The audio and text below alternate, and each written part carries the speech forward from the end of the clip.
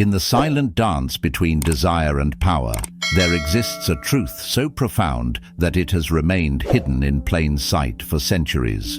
What if I told you that the greatest minds in psychology, from young to modern neuroscientists, have uncovered the exact mechanism that triggers unstoppable devotion, not through words or actions, but through presence alone? This isn't about manipulation, it's about mastering the language of energy, understanding the invisible dynamics that shape how others feel, respond, and attach. The Stoics called it logos. That silent force within that, when aligned, can move people without lifting a finger. There's a reason why some individuals walk into a room and instantly command respect without ever opening their mouth. It's not confidence, it's not charisma, it's something deeper, a kind of unshakable internal clarity that speaks directly to the hidden ego of everyone around them. They don't chase connection, they attract it. And it's not luck, it's a discipline, a mindset, a way of being that speaks louder than any words ever could. Stay with me, because what I'm about to share isn't just psychological, it's transformational. It will show you how to communicate directly with someone's ego, not through flattery or force, but through a subtle power that the Stoics understood centuries ago. A power built not on reaction, but on stillness.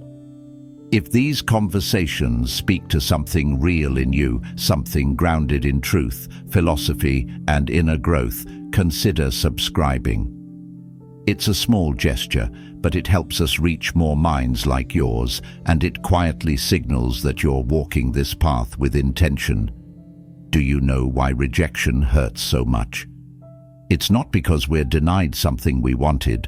It's because we're denied the feeling of being valuable in someone else's eyes. That sting you feel in the chest when someone brushes you off or doesn't return your effort. It isn't about logic. It's not your rational brain doing the talking. It's your ego, the part of you that craves recognition, that aches to be seen and understood. And when that part feels invisible, it doesn't just sulk, it suffers. Carl Jung once said, "The greatest tragedy of the family is the unlived lives of the parents." But that tragedy echoes far beyond families. It touches every relationship where someone's true self is not seen, not acknowledged. The ego doesn't want approval, it wants meaning. It wants to feel like it matters in the eyes of others, that its existence carries weight. So when someone ignores you, it's not just a social slight, it's an identity wound. It's the ego whispering in the background, "You're not enough for them to notice." And yet, if rejection slices through the ego like a blade, what heals it? It's not flattery, that only coats the surface.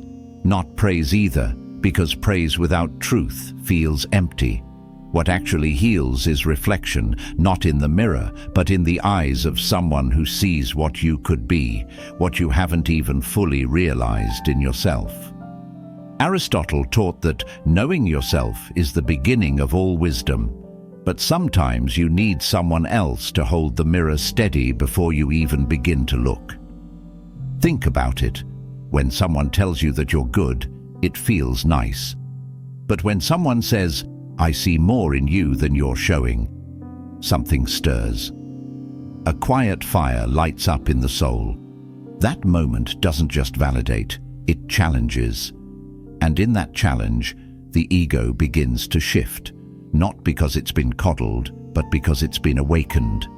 This is where influence begins, not through loud speeches or constant explanations, but through presence, through energy, through the subtle tension between who someone believes they are and who you silently reflect they could become. Plato wrote, "We can easily forgive a child who is afraid of the dark. The real tragedy of life is when men are afraid of the light, and sometimes all it takes to awaken that light is a look, a calm silence, an unshaken presence that says, 'You are more than this, and I can see it.' That's not manipulation, it's clarity, and clarity, when paired with restraint, has a gravity of its own. People don't gravitate toward those who chase them with words. They're drawn to those who hold their center, who don't need to shout to be felt. That's how you speak to someone's ego without saying a word. It's in how you carry yourself when someone tries to test you. It's in the silence you allow instead of over-explaining. It's in the moment you choose not to react because you don't need to prove anything. Socrates believed that the only true wisdom is in knowing you know nothing.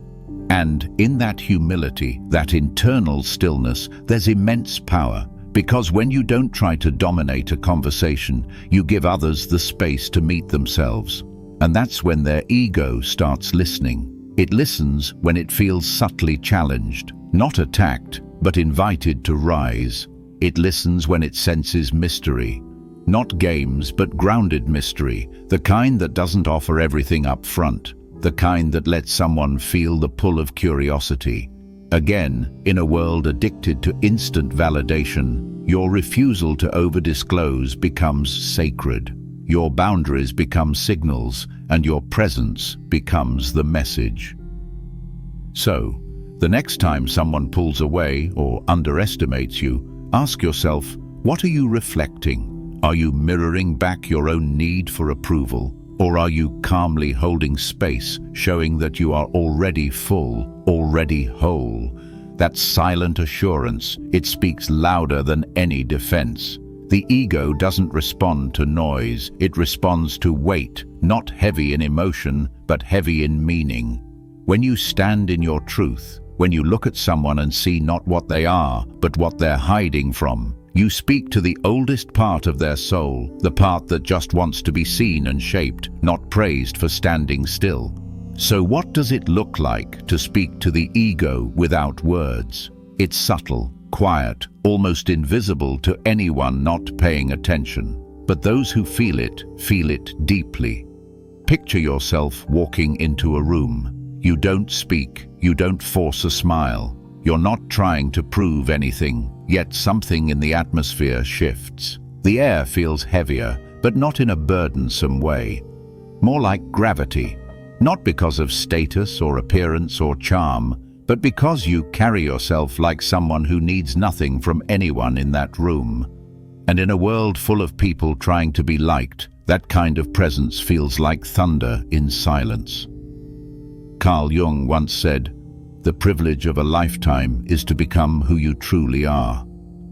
And when you walk into a space anchored in your own self, unshaken by approval, untouched by performance, you become a living embodiment of that truth.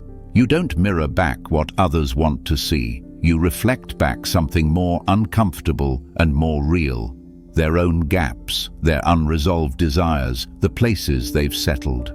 You don't point it out. You don't judge it. You simply are. And that's enough to make people look inward. This isn't about intimidation. It's not about dominance or superiority. It's about showing up so completely in your own reality that others feel the weight of their own fragmentation. Plato once noted that the measure of a man is what he does with power. But real power isn't loud. It doesn't need to declare itself. Real power is presence, and presence doesn't shout. It resonates, quietly, consistently, unapologetically. When someone stands in front of you and they can't tell whether you admire them, need them, or feel indifferent to them, something inside them stirs. That something is ego.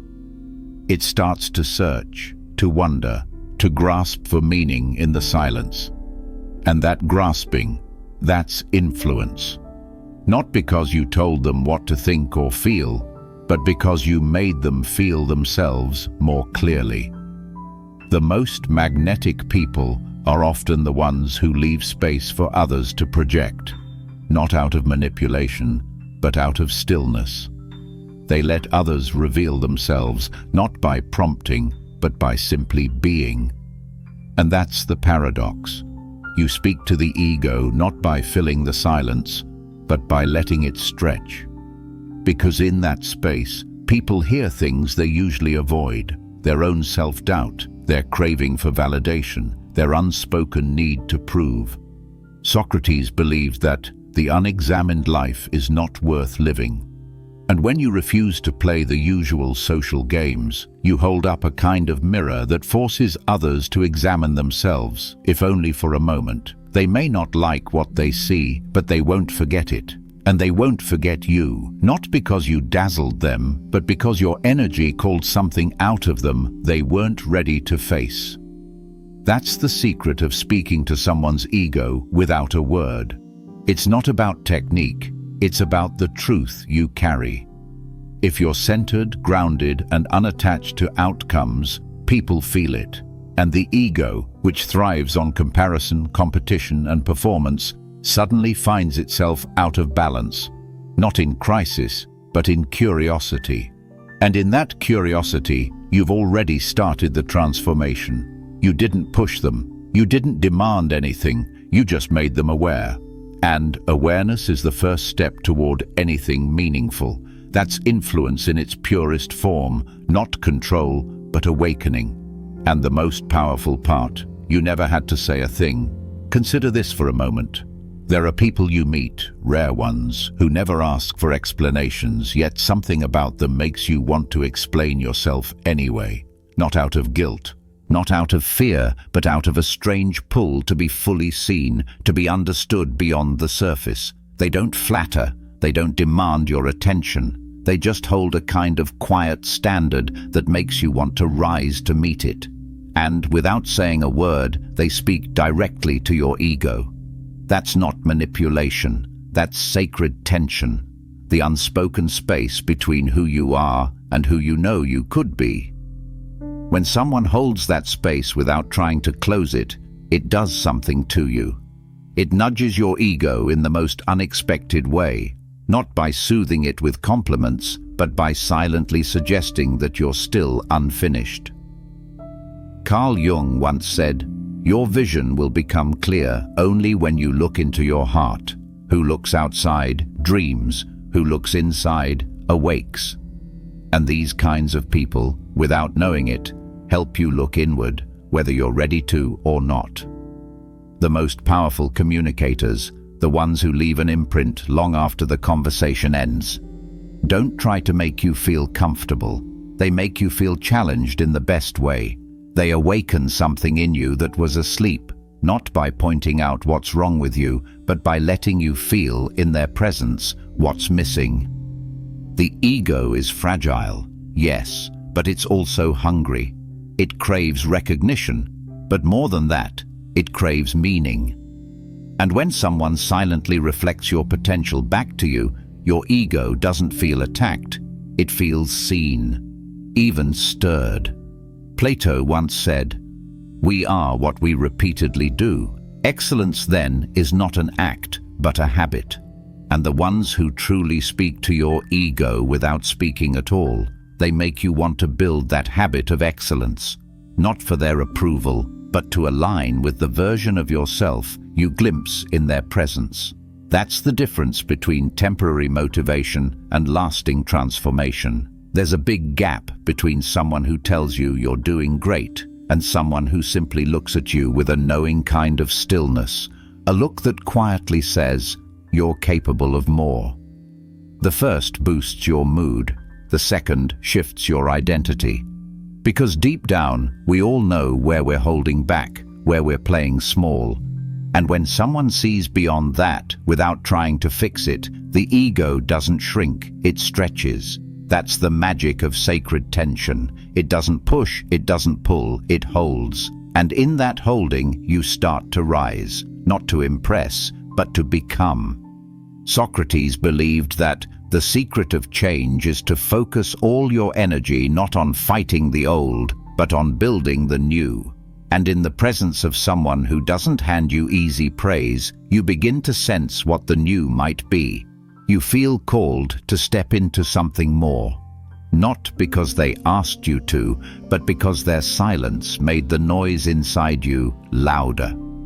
That's what it means to speak to someone's ego without saying a word. Not by filling the silence with compliments, but by using that silence to mirror potential. And in that mirror, transformation begins, not with words, but with awareness. But where does this power really come from? The ability to influence someone without speaking, to awaken their ego just by existing in a certain way. It doesn't start with strategies or tactics, it starts with how you see yourself. Because before you can ever reflect anything meaningful to someone else, you have to first confront the reflection in your own mirror. You have to ask whether the person staring back is still performing for approval or standing fully in their own truth. If you're still bending your voice to be liked, still shaping your behavior to avoid discomfort, still waiting for someone else to validate your worth, then the energy you carry isn't clear. And when your energy isn't clear, it doesn't challenge anything. The kind of presence that stirs people at their core isn't rooted in a need to please. It's built from a place that doesn't need to be chosen to feel complete. The ego, both yours and theirs, doesn't respond to submission. It doesn't respond to flattery either. It responds to presence, something most people don't even realize they're lacking until they feel it in someone else. And presence isn't loud. It's not a performance. It's a quiet strength that doesn't shrink in the face of judgment and doesn't expand for applause. It just is. Carl Jung wrote, "The most terrifying thing is to accept oneself completely. And yet, when you do, when you stop negotiating your value in every room you enter, you start carrying a different weight, not a heaviness, but a kind of gravity. The people around you feel it, even if they can't explain it. It makes them pause, it makes them reflect, and more than anything, it makes them aware of where they've let parts of themselves go dim. This is where your silent influence begins, not from superiority, but from alignment. When you walk into a room already full, not with noise, not with ego, but with inner steadiness, other egos start to notice, not because you demanded attention, but because your stillness exposes their turbulence. The parts of them that crave approval start to wonder why you don't. The parts that rely on validation begin to question your freedom from it. That's what true self-possession does. It speaks for you before you speak, and it creates attention, not the uncomfortable kind that pushes people away, but the sacred kind that invites people to rise to meet you where you are, to earn access to the space you don't give out freely, not because you're playing hard to get, but because you're honoring yourself. Aristotle once said, "Knowing yourself is the beginning of all wisdom." And the deeper your self-knowledge, the less you seek your reflection in other people's opinions. You stop needing to be seen to feel real. And ironically, that's when people start to see you more clearly than ever. So when someone's ego begins to stir in your presence, when they start explaining themselves more, trying harder, leaning in without knowing why, it's not because you said something clever, it's because you didn't flinch. You didn't need anything. And that silence, that centeredness, touched something in them that wasn't fully awake. That's the quiet power that changes people, and it starts always with how deeply you've chosen to belong to yourself. So let's explore how this actually shows up in real life. Because it's one thing to understand the concept of silent influence, but another to live it. This is where your non-verbal cues do all the talking. Every movement, every pause, every breath.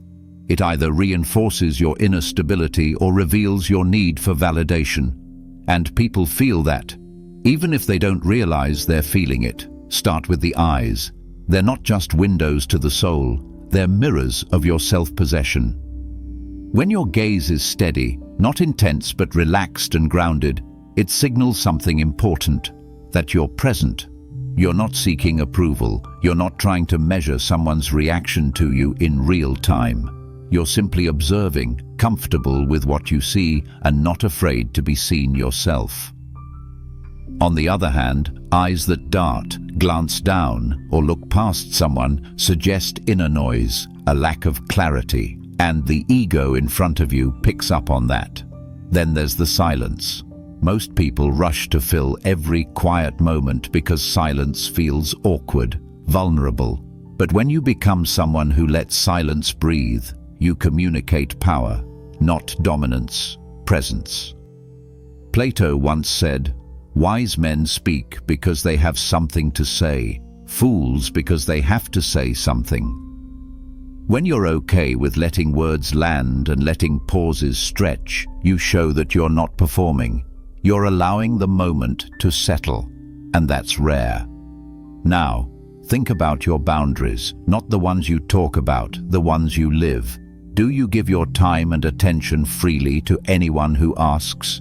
Or do people sense that your presence has to be earned, not through games or manipulation, but because you carry yourself like someone whose attention is intentional? When your presence feels sacred to you, others will treat it that way too.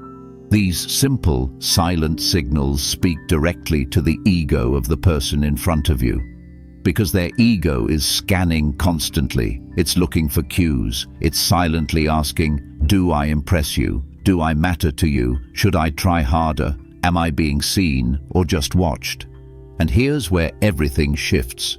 When your body language calmly says, I see you, but I don't need anything from you, something inside them reacts, not with offense, not with fear, but with curiosity. And that curiosity becomes your leverage, not to control, but to guide the interaction. On a deeper level, when someone's ego becomes curious, when it feels gently unsettled, it becomes open. That's when you can connect not with their mask, but with what's behind it. Socrates reminded us that the shortest and surest way to live with honor in the world is to be in reality what we appear to be. When you live that truth, when who you are inside matches how you show up outside, your presence becomes magnetic, not because you chased attention, but because your stillness offered something most people don't know how to hold: honesty. This is the art of speaking to someone's ego without ever raising your voice. It's not in how loudly you declare your worth, it's in how clearly you live it, quietly, consistently, without apology. And that kind of quiet speaks volumes. But influence without intention becomes manipulation. That's the line too many people cross without realizing it. Power without purpose always slides toward control. So before you lean into this quiet ability to impact others, ask yourself, what exactly are you trying to awaken?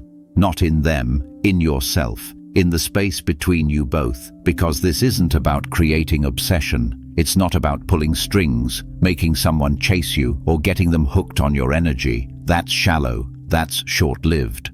What we're really talking about here is evolution, inner movement, the kind of presence that stirs someone's potential and calls it forward, not with pressure, but with quiet recognition. And that kind of communication doesn't come from needing to be admired. It comes from the deeper desire to see people become more of who they are, whether it benefits you or not. Plato once wrote, "The highest form of knowledge is empathy." But empathy doesn't mean giving someone everything. It means holding space for what they can become. And sometimes that space requires discipline, the restraint to not over-explain your worth, the restraint to not over-give just to be liked, the restraint to let silence speak when words would only dilute the message. Because silence has its own kind of language. And often, the most powerful message you can send is not, "I believe in you," but "I believe in you, and I'm not going to prove it for you." That's not cold, that's clarity. And to the right person, that's life-changing. Carl Jung said, "Where wisdom reigns, there is no conflict between thinking and feeling." And real wisdom in human relationships comes from knowing when to step forward and when to step back.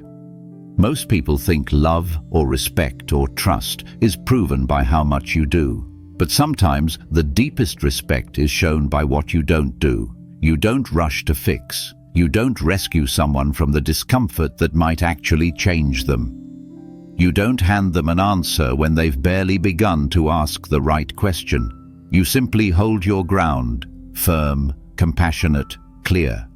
There's a message in that posture. It says, I see who you are, but I also see who you're not yet. And that reflection is rare. Most people either flatter what they see or reject what they don't. But when you can stand in the middle, seeing both the light and the shadow without needing to change either, you become something powerful, a mirror that doesn't distort. And in that reflection, people begin to rise. Not because you told them to, but because something inside them remembers what it feels like to grow. Aristotle said, "We are what we repeatedly do." Excellence, then, is not an act, but a habit. When your presence calls people toward excellence without ever demanding it, that's not manipulation, that's mentorship, that's maturity, because restraint isn't about being distant or mysterious for effect.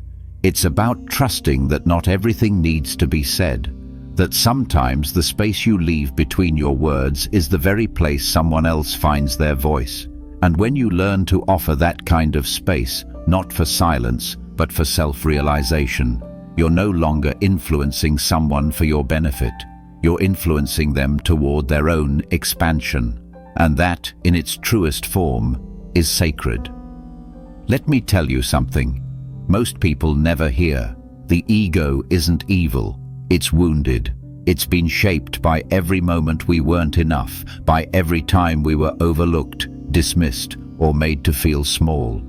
And when you learn to speak to it, not by feeding it with praise or crushing it with criticism, but by respecting it, everything shifts. You stop being someone who either pleases or provokes. You become someone who activates, someone who doesn't just speak to the surface, but wakes something up in people they've forgotten was even there. And when that part of them, the ego, feels stirred in your presence, it creates a subtle tension, not a conflict, but a charge. You become hard to forget, not because of your words, not because of anything you did, but because you quietly represented something they haven't stepped into yet. That's the difference between noise and impact. One fades the moment you walk away, the other lingers in their thoughts, echoing days later in silence. Still, it's fair to wonder, won't this make people uncomfortable? Yes, it will, and it should, because no one grows when everything feels safe and familiar. Real change begins at the edge of discomfort. Carl Jung once said, "There is no coming to consciousness without pain." And when your presence pushes against someone's ego just enough to make them feel unsettled, it's not cruelty, it's an invitation to expand.